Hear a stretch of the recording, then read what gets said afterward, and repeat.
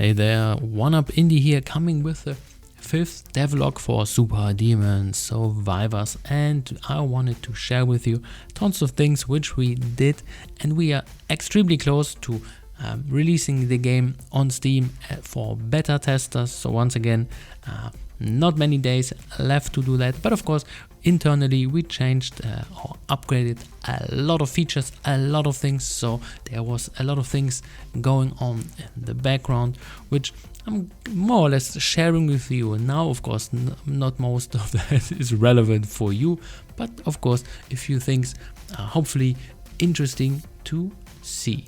So let's say one of the few things which we did is change the visual fidelity of, for example, the icons. So let's say you have a bar which is going up and then indicating, hey, the skill will be ready now, and then it will be ready now. So this is one of the things. And of course what we did is have different kind of biomes, or basically you could call it levels or whatever, where you have different kind of backgrounds and different kind of enemies, because here now we got the slugs.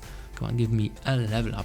And then one of the things, as you can see now, the icons look much smoother. So little tip from my side: if you ever see a humble bundle with icons and with those neat looking icons, get them. It was completely worth the money. It was like 15 bucks or whatever. Tons of great looking icons, and then you can reuse them for your own game. And as you can see, it really upgrades the whole fidelity of the whole game, which is amazing. So just with almost no work at all, well, almost in quotations. And then what we did here is follow a little bit the Diablo formula. What do I mean by that? Well, we got different kind of tiers for weapons. So basically some of the weapons are normal but rarer, and then epic, and then going into legendary territory. And of course then those weapons are much better. And then, for example, it makes then sense for replayability for the player, because in some runs they just get better stuff, and then in some other runs they get worse stuff. So here once again, pretty cool stuff in my opinion. And of course, if you are a developer, having so many skills and so many things to test, and testing spawns and testing how all that stuff works, is of course a little bit tedious. So what you see in lots of games, that you have just a section for just playtesters, or basically internal people which want to see features and then report bugs and so on. And of course it would make completely no sense to just to say, okay, play always the game from start and then tell us what's going on. This is not always an optimal thing. So for that you have an internal system which is just showing you, for example, how well your performance is, how many instances you have, for example, if you are storing stuff for memory reasons, for optimization. And then, for example, what I can do is basically skip the time a little bit, and then new enemies will appear. For example, now those small mushroom dudes which are coming here.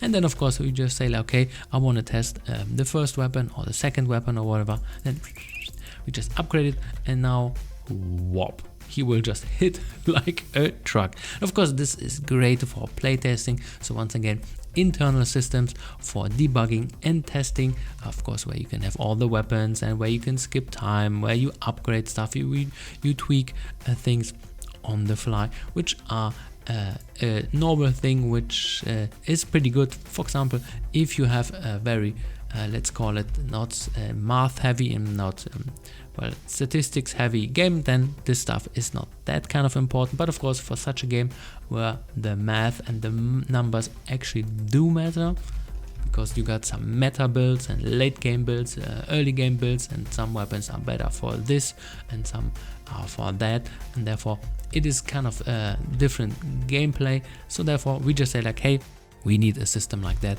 and then we can, let's go and increase the power, and the power is increasing everything.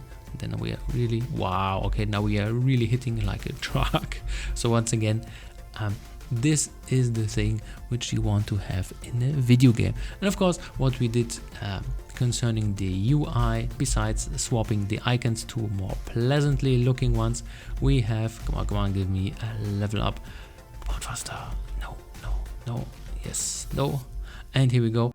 Now we have kind of a hover over, and then this is blinking softly. So these are one of those hidden mechanics which a lot of video games do, which are indicating for the player, hey, the selection where your mouse is matters, and then that means, hey, if you are here and you will click on that, you will add it. Of course, you can just go with the button on the left side, but of course, selecting that directly as a hover over is also a valid option. Maybe I'm just kicking out the button also, I'm not sure about that. But of course, what else did we do? So let's say you have different kind of weapon types. So maybe it makes sense to distinguish for different kind of hit animations. This is a smooth thing. For example, if you would watch the video really slowly, then you would see that, for example, each weapon type has a specific hit effect attached to it. So basically, some weapons are slashes, some weapons are magical, so basically ice, fire and electricity, and then so for some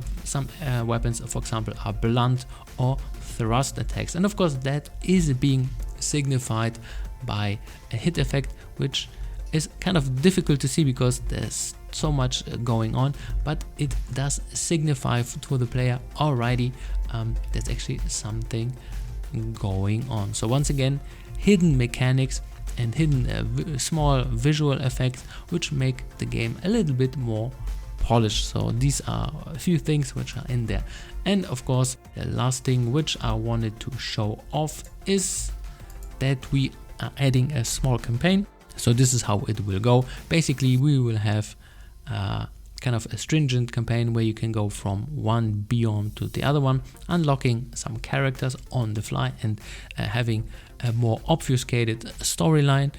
And then after you finish this, you can go into unlimited mode where you unlock even further content. And we want to actually have a specific rare events where you can unlock some stuff, and then really patient players are being rewarded for that. So once again, this is then of course upcoming for the whole thing, and we hope that those players which stick around will get of course extra rewarded with extra rewards.